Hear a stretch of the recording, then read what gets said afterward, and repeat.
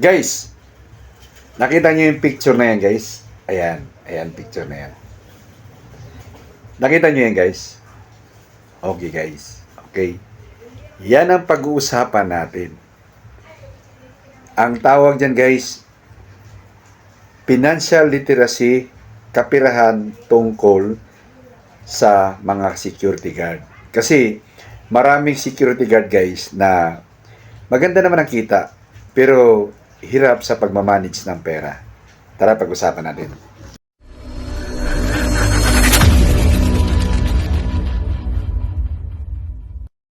Alright guys, welcome sa Redels TV. 14 years more or less bilang security officer, security guard. Ang pag-uusapan natin ngayon, guys, tungkol sa kapirahan natin bilang security guard. Alam nyo, guys, ang mga gwardya ay maganda naman ang kita. Kaso lang, kadalasan medyo gipit. Galing ako dyan, guys, at alam na alam ko ang takbuhan ng kapirahan ng security guard. I-comment nyo dyan kung hindi nagkamali ako ng sinabi. Pero bago ang lahat, guys, kung kayo ay bago sa channel ko, napadaan, na curious lang sa thumbnail, at magugulat kayo may nagsasalitang security officer, security guard na hindi naman mukhang security guard at security officer. Mukha namang ewan. Kasi guys, ako po ay retired na po ako sa aking pag-duty. Ito mga binibigay ko sa inyo, guys, ay mga tips, mga pointers, para at least kahit papaano, mag-guide ko ang mga baguang security guard, lalo na yung mga kabataan. Okay guys, kung kayo naman ay naghahanap ng mga kaalaman tungkol sa paggwagwardya, pagsi-security guard, mga situational o anumang mga bagay-bagay dyan tungkol sa security guard, guys, marami tayong ginagawang video dyan, guys. Pumunta kayo dyan sa channel ko, ayan. Pindutin nyo yung playlist, ayan, playlist. At kung nakarating na kayo sa playlist, guys, ayan, hanapin nyo yung Security Guard Matters. Ayan, Security Guard Matters. Nandyan yung lahat ng ating mga topic guide, guys, tungkol sa mga security guard na trabaho. Tulad ng pag-uusapan natin ngayon. Okay? So, bakit natin pag-uusapan ang tungkol sa kapirahan natin? Kasi nga, guys, kadalasan sa ating mga security guard ay hindi knowledgeable regarding sa financial literacy.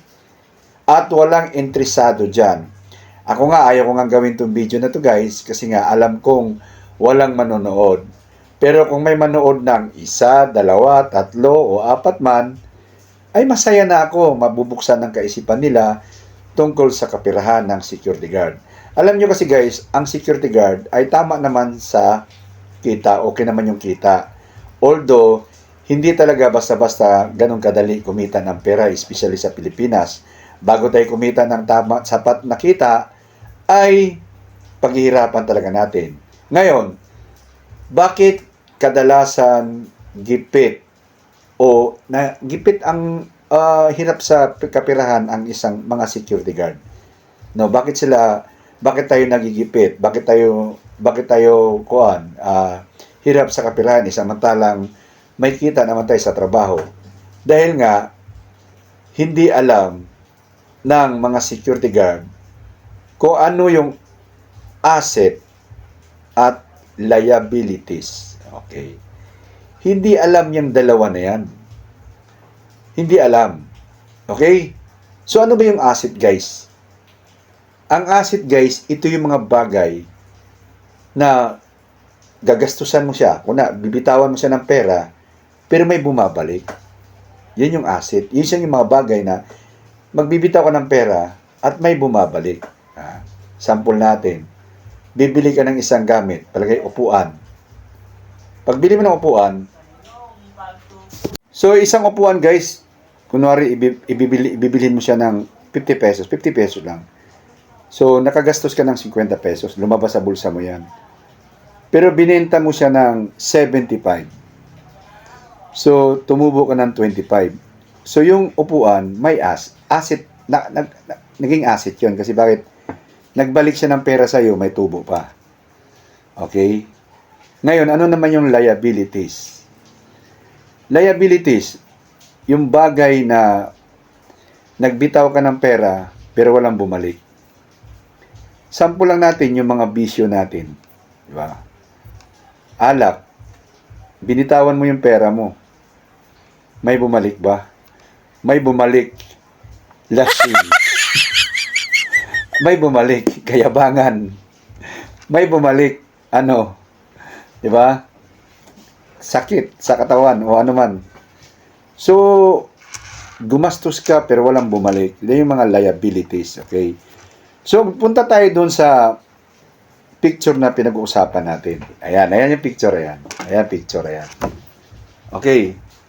Pag tiningnan nyo yung picture, guys, nagsasabi siya dyan, na pag bumili ka ng cellphone, pagdating ng panahon, sira na siya. Ang halaga ng cellphone ay 45,000. Tapos, pag bumili ka ng kalabaw, pag pinadami mo yung kalabaw, pagdating ng panahon, dadami siya, nagkaroon ng tinatawag na tubo yung kalabaw mo. Kasi from isa, naging 2, 3, kasi nga, dumami yung kalabaw nga. So, kung pagmamasdan mo yung dalawa, sa beer in your eyes lang, sa kaisipang plain, walang kaalaman sa tinatawag na financial literacy, masasabi mong tama yung picture. Di ba tama? So, yung cellphone, liabilities. Kasi nga, binili mo ng 45, at pagdating ng panahon, nasira siya. So, walang bumalik. Itong kalabaw, asset, di ba? Asset. Kasi binili mo siya ng 45,000, pinarami mo siya, o di may bumalik sa'yo, sobra-sobra pa, tubo-tubo pa. O, di ba? Yan ang nakikita natin sa mata natin kung wala tayong learning regarding sa financial literacy. Okay. Ngayon guys, balik tayo. Ang cellphone, di ba sinabi natin liabilities yun? Di ba? Liabilities yan eh. I hope na naintindihan nyo na yung asset at liabilities guys bago tayo magpatuloy ha. I hope naintindihan nyo na kasi binabanggit natin yung salitang asset at liabilities. Dapat naintindihan nyo na. Okay? So, pinaliwanag na natin yan sa unang discussion natin.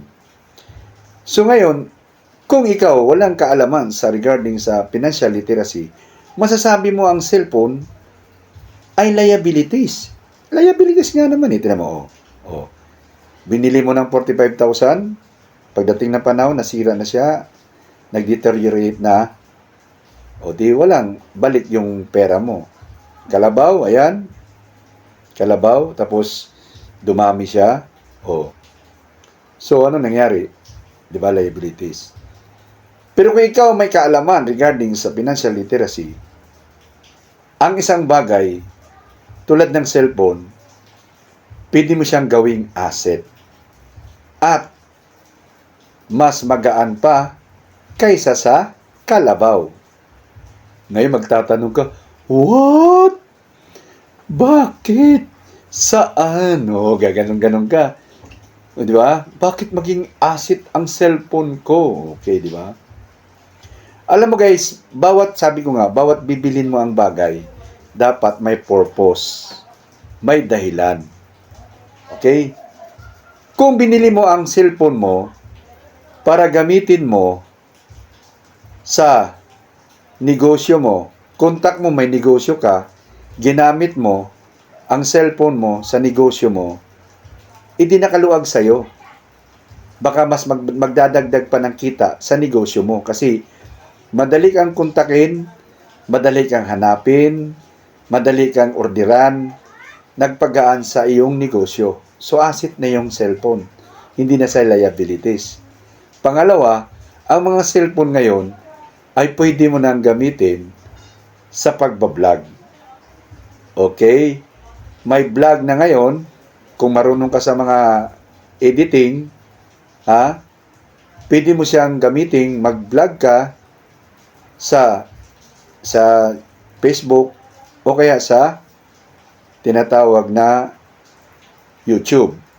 So may monetary compensation na ngayon dyan. So ay yung cellphone mo, nagamit mo siya sa pagkumita ng pera. Okay? Ako guys, yung cellphone ginagamit ko yan, gayang yung kuhan, nagahang na, palagi napupuno.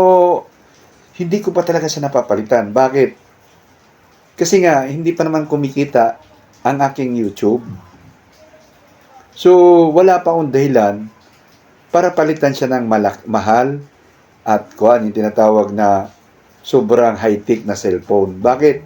Wala pa akong dahilan para gawin yon. Kasi nga, hindi pa nga naman kumikita yung aking YouTube channel at saka yung Facebook ko. So, kung kung darating na panahon na makatsamba ako, diyan na siguro magpapalit ako ng cellphone. Sa ngayon, ang cellphone na gamit ko ay talagang low-tech lang siya. So, pinapaliwanag ko lang na pwede mong gamitin ang isang bagay na liabilities to gawing asset. Okay? So, doon tayo nagkakatalo sa mga security guard na plain lang ang isipan. Magtrabaho lang, kumita, at magtrabaho ulit. Alam niyo ba yung rat race? Rat race? Yung paring daga, yan tulad niya, yan. Yan. Yung daga, nilagay mo sa bilog, pinapatakbo mo. Takbo siya ng takbo, habang tumatakbo siya na mabilis, umiikot ng mabilis yung kanyang tinatakbuhan. So, wala siyang nararating. Kasi nga, yun na nga, wala siyang mararating sa tinakbo niya kahit anong bilis niya. Ganon din tayo mga security guard. Duty tayo, kikita tayo, umungutang tayo, gagastos tayo, trabaho na naman ulit, hanggang sa nalamalayan natin, tumanda na pala tayo, matanda na kung ano nangyari. Bakit? Wala tayong kaalaman regarding sa financial literacy na marami na palang dumaan sa iyo na mga opportunity, hindi mo siya nakikita sa iyong kaisipan dahil sirado, wala kang alam sa financial literacy. Diyan nagkakatalo ang gwardiya na may alam sa financial literacy at wala. Idagdag ko pala guys doon sa cellphone. Regarding malibang sa pagbablog mo, malibang lang sa ginagamit mo siya sa negosyo mo pang kontak para madali kang kontakin, pwede mo rin gamitin ang cellphone sa paglo-load. O, di ba? Hindi naman siguro masama ang paglo-load kasi hindi naman matagal ang transaksyonan dyan. At may bago ngayon. Pwede mo siyang gamitin para sa cash in, cash out sa GCash. O, di ba? So, yung cellphone na ikaw plain ka mag-isip, ay liabilities yung cellphone, mahal yan. Pero kung marunong ka mag-isip, pwede mong gawing asset ang cellphone. At makakaluwag ka pa kasi yung kalabaw, although dadami yon, pero pakakainin mo yon, paliliguan mo sa parang sa Bisaya pa tunaan. Ano ba tawag sa Tagalog ng tunaan? Basta yung paliliguan mo siya ng putik, pakakainin mo siya, ipapastol mo siya, medyo matrabaho. Pero dadami siya. Whereas ang cellphone ay automation ang gamit niya. Automate.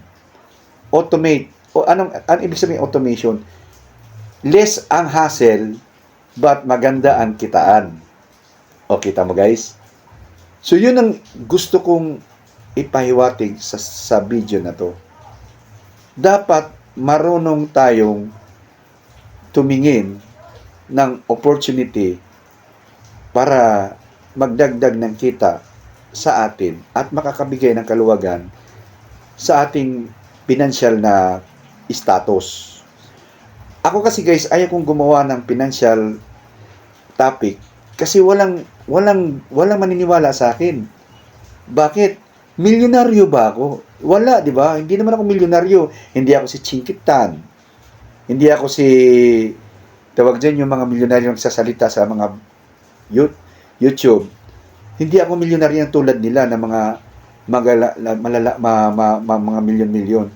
Pero ang gusto ko lang ikuan, ako yung madaling gayahin, abutin ng mga pangkaraniwang security guard. Kasi hindi masyadong mataas yung narating ko.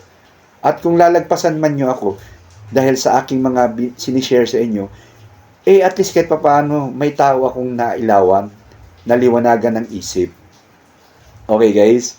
Yun yung guys. So I hope na itong topic natin magbigay sa inyo ng kalinawan regarding sa pagduduty ng security guard.